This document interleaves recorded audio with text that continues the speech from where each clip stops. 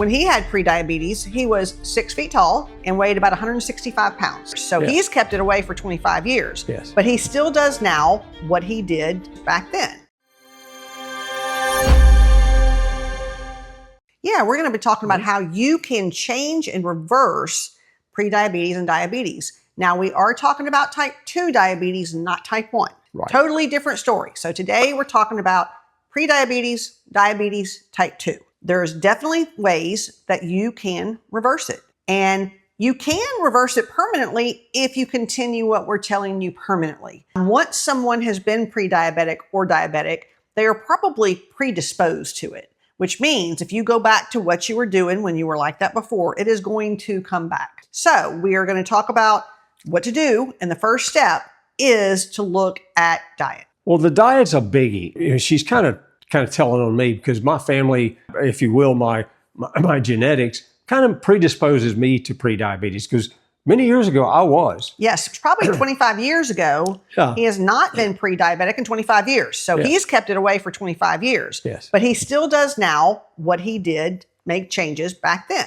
For one of the first steps is if you are overweight, you need to lose weight. And even if you're not really overweight, you may want to lose weight because that extra weight on someone that's predisposed to diabetes or prediabetes is not good. When he had prediabetes, he was 6 feet tall and weighed about 165 pounds.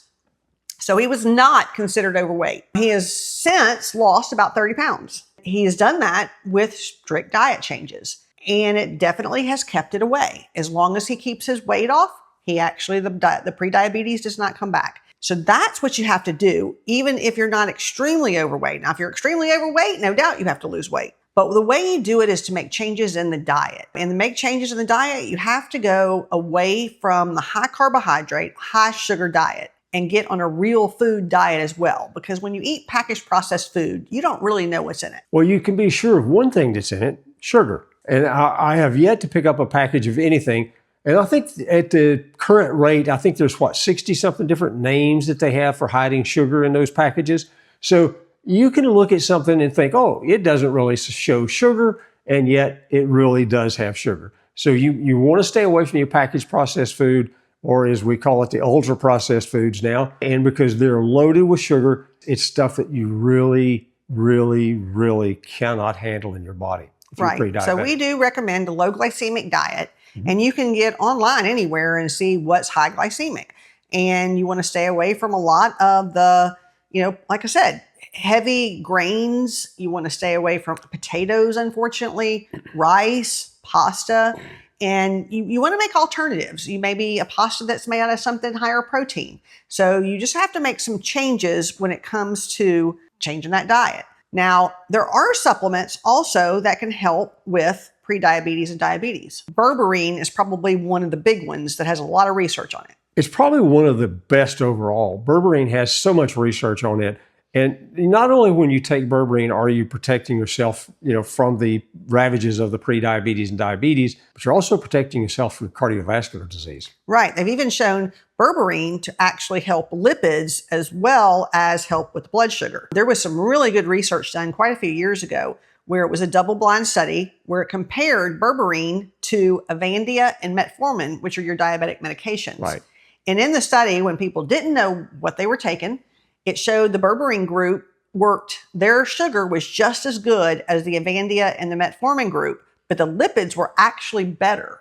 So it worked better than the medication on controlling lipids. We have a product called Berberine Max, and we've used it for years and it does work really well. And it has a few other nutrients like lipoic acid in with it. Now, speaking of lipoic acid, everybody knows that alpha lipoic acid or R-lipoic acid definitely is another one of those things that helps with blood sugar control. No doubt about it. If you couple the diet with something like the Berberine Max, and we also have another formulation called GSF, or glucose support formula.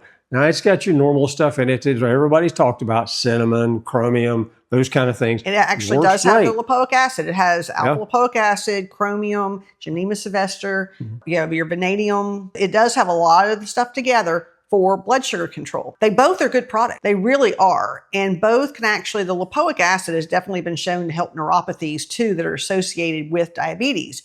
For some reason, they've been told, well, you have to be diabetic to have a neuropathy, and that is not true. Research has shown that prediabetes actually can cause neuropathies as well, and we do see it a lot. It is something we see an awful lot of. People come in and they say, well, I don't understand this because my A1C is normal. It may be high normal, but it's normal. And some of the research is, if you dig through all the data on the research, shows that anything on an A1C above 5.5, you're getting really serious about causing enough damage to possibly have that neuropathies and so on, even if that A1C is perfectly fine, so to speak. We've talked about supplements that we use, and we've talked about diet changes. We always recommend also to have that lab work done.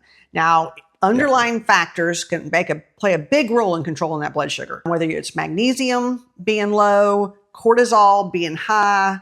There are so many things that can affect the blood sugar. So we tell people to get overall health better, get healthy as a whole. And a lot of times that will follow. So you want to see what everything looks like. Because if your thyroid is off, you may have that weight gain, and that weight gain may be affecting the blood sugar. You're not parts. Unfortunately, medicine has become very specialized, where there's just this part and this part and this part. We have always said you got to look at the whole body. So you have to look at the whole body at one time and get your overall health better to be healthy down the road. So you want to prevent illness. That's what we recommend. You don't want to wait until something comes. Anybody can make the changes we're talking about. Now, the people that aren't there yet may not need the supplements. They may just need the lifestyle changes. And actually, another thing we haven't mentioned is exercise. Start moving.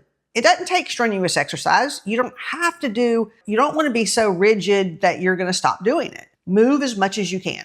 Right. So we don't have to do a half marathon, okay? You don't. You really don't. But what you do have to do is, like I said, is move. Just move. We talk to people all the time and we say, okay, how much walking do you do? And it's basically none, is what they boil down to. One of the big box stores recently, and there was a gentleman in there, unfortunately, you could tell from the way he was walking, he'd had a stroke. But he was walking around the store. That's what he was doing. He was exercising now, walking around the store. And he didn't even have a buggy. He was just walking, okay? That was a nice, controlled environment for him to walk in. Do that. If you have to, go to one of the big box stores, get you a buggy or something, push it around. Just do anything to get moving, because that's so important to your health, to get these diabetes things under control. You've got to burn up some of those calories, and the only way to do it is exercise. Yes. So we talked about diet, exercise, and supplementation. And with all that together, and knowing the underlying risk factors, with all that together, you can reverse and stay reversed diabetes and prediabetes if it's type 2. We have another video that goes through like breakfast. I always hear from everybody, well, what do I eat for breakfast? So we have another video that's going to tell you what better choices and what the worst choices are. Yeah. So let's go over there and see what's maybe for breakfast. Huh? Yeah. Join us on that one. Thank you again. Oh, be sure to hit that subscribe and that like, and we'll see you at the breakfast video.